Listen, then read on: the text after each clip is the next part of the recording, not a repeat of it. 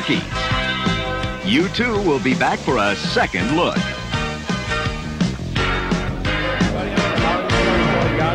And I understand you had, I was watching, you had a huge crowd here yesterday and today coming up to you and everybody from the cast of Porky's.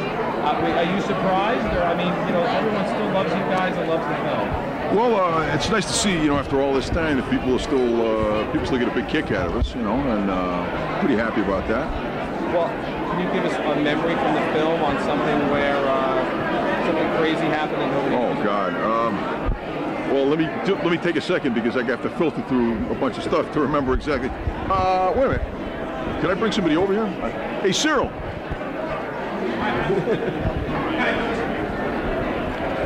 He wants to hear some crazy stuff from the film. Yes. What do you want to hear? What do you want to hear? I don't know. What do you think we should tell him? This is, by the way, this is Cyril O'Reilly. I played Tim in Porky's. Mm-hmm. Well, which story do you want to hear? I don't know. Well, I'll tell about the first time I met Tony. Just so you're aware, hold it. Just so before you know anybody. Now I always come out like some kind of a dick or a barbarian in these stories. So I'm just letting everybody know now what to expect, so they can temper what he's going to tell you, so they don't look that bad. What happened is I came. Wyatt Knight and I flew out from Los Angeles to Miami, Florida, and we got pretty tanked on the plane. And then a production assistant picked us up in a van and took us to the Howard Johnson's on, I think it was Biscayne Boulevard in Miami. I'd never been there before. And we get out of the van, and there's this big 6'5" guy eating this container of yogurt. And she goes, oh, that's the guy that's going to be playing Meat. And I went, holy crap, this guy's big. And so she introduces us, says, Cyril and Wyatt, this is Tony Gagnos. He's playing Meat in Porky's, and Wyatt looked at Tony and said, oh, so you eat that yogurt sissy shit. And Tony just in mid-mouthful stopped and looked at him, and I went, oh shit, this guy is we're gonna get our asses kicked. And he sets the yogurt down on the ground, and I'm going, now I know we're gonna get our asses kicked. And he turned around and he walked away. And he started walking towards a bunch of cars in the parking lot. He got under a car and he bench pressed the car off the ground completely, and then turned his head and then dropped it. And I mean, the axle and the tires bounced. They went boom, boom. And he turned his head like that. He pulled his head out from underneath it, stood up, came back, picked up the yogurt, and looked right into Wyatt's eyes and went right back to eating the yogurt. All without saying a word, and that's how I met. Making the film, did you have any idea, like, you know, all these years later, it would be such an iconic comment? No, at the time, when we were making the film, I just came off this movie, Condo the Divide with John Belushi, which was considered a good film. It was written by Larry Kasdan and Blair Brown, and it was considered a good film. And I went to do this, and when I saw the script, I had seen the script in an agent's office, and the agent was complaining about it, how bad it was. Oh, this is filthy, it's trash, it's garbage. And I remember picking it up and looking at it, and then I walked into the audition. I didn't actually read for it. Bob Clark, the director, hired me on the spot. And we go to do the movie, and we're looking at this stuff, and like nothing like this had ever been attempted before, at the time. And I'm going, oh man, hey, how can they possibly show that? You know what? Hey, whatever. You know what's going to happen? They're going to shoot this movie. It's going to sit on a shelf somewhere. Nobody's ever going to see it. So we finished the movie. I go to New York. It's months later. I'm at my mom's, and I get a phone call from one of these lunatics, and they're telling me, hey, man, they had a screening of the movie in San Diego, and people are going nuts, and they're tearing up the seats and all this. Yeah, okay, yeah. I figured they'll give me, they're playing me. And then somebody else calls me and says, oh, they had a screening in Westwood, and people are going, okay. I didn't believe it. So I walked down to the newsstand and I pick up a Variety when it opened, and I was like, holy crap. Then I believed it. Nobody had any idea of what this was, or what was going to happen with this movie. No one had any idea. that's the truth. And the fact that it would remain popular over this amount of time, I mean, nobody could have predicted that we figured it would be, you know, just something that would be forgotten about, and but you know, we're happy people seem to really like the film. And these guys here started a genre. We were the first people to, we created the teen sex comedy genre. I mean, we were in the movie that launched the genre. So we didn't create it, but we were in the movie that launched it. So after that, there's a lot more of these things done. And who's this gentleman sitting next to you? Well, what we let. Go ahead. I'm Charles. I'm a big fan of Porky's, and it was great to meet you, Tony. Great to meet you too. I came all the way from New York to see you guys and hang out and get some laughs. It's a fellow Greek here. And I am also Greek American. There's not a whole lot of us left, you know. Don't get us mad because we'll raise an army and go out to India. I can't lift the car like you, but. Well, oh no. Since I'm here with the guy, Tony was legendary for his strength. We all lived together in the first. We rented a house, and I saw Tony lift cars. I saw Tony. The only way he could get into our house was through my bedroom closet. It doesn't really make any sense, but it's true. There's a stairway they had jerry-rigged up through my bedroom closet. You have to go through my bedroom to get into the main house because he was in this cave below. We left for one day and we locked the doors to the house. We didn't know he was, you know, downstairs. We were gone for an hour. When we came back, the door, an old oak door with brass hinges, had been ripped off the hinges because Tony had been locked out of the kitchen where he had his raw meat that he was looking forward to eating, a little lunch, a little repast. So we come home to this carnage, and I'm like, what the hell?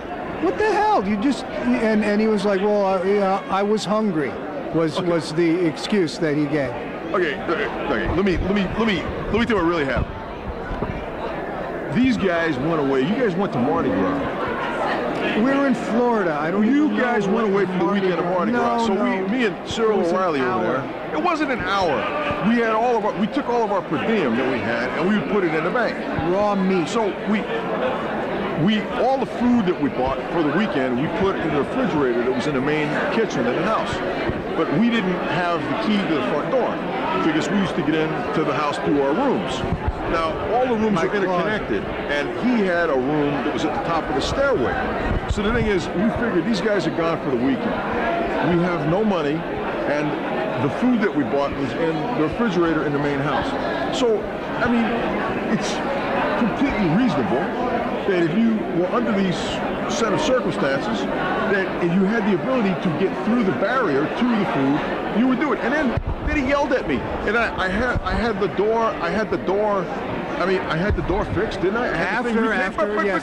But I had it painted and everything, and he still yelled at me. What was I supposed to do? I mean, it didn't make it sound that. Now, what about the time? What was it? Was it Wyatt and Dan? Wyatt and Dan were like shit-faced. They're in a Mercedes.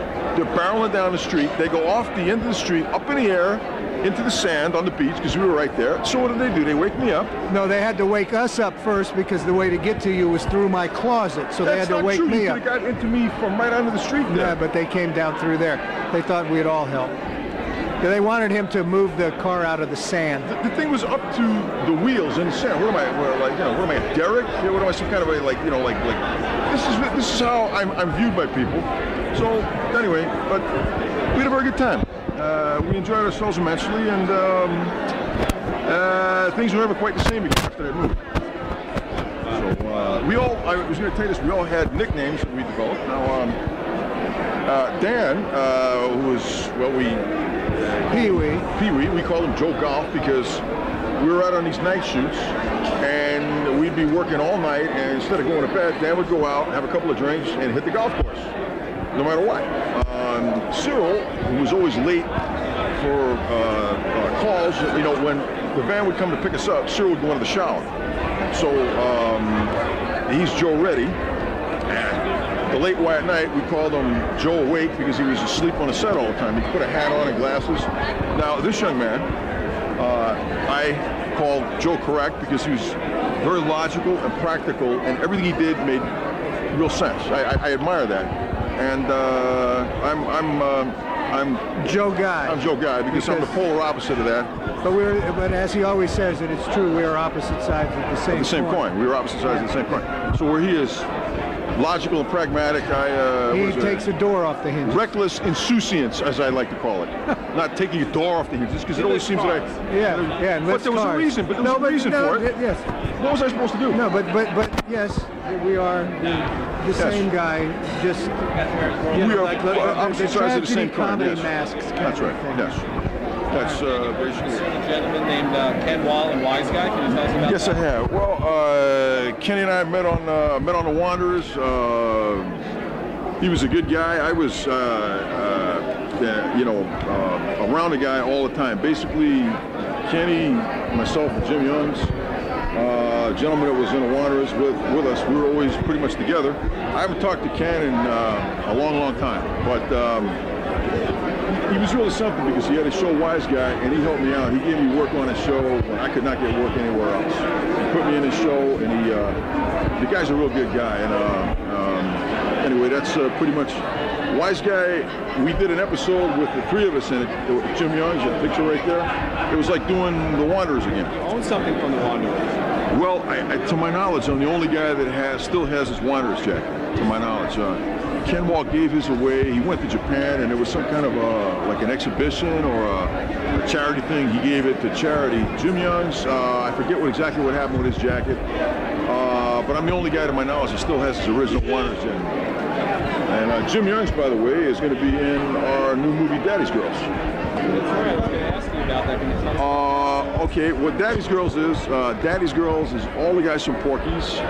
And the movie itself has absolutely nothing to do with the characters or the storyline of Porky's. It's a completely original comedy. And what it is, the idea is you have a bunch of ex-playboys that are paid back by fate for all the philandering they did. All the women they ever scammed over, they're getting paid back because now they're going to raise really bad teenage daughters. And the daughters are worse than they ever were. But the daughters are like, since they were raised by us, they're like middle-aged guys. They curse, they gamble, they smoke, they drink, they do stuff like middle-aged guys do. And it's not quite put together like anything anybody's ever seen before. Hopefully it'll be the first 3D teen sex comedy. That's what we're looking to do.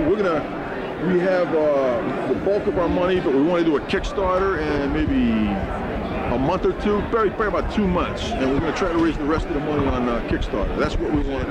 We have to really push the envelope. So there's things in here that are probably never been attempted, and the 3D is going to help. And so hopefully people will like this as much as they did Porky's.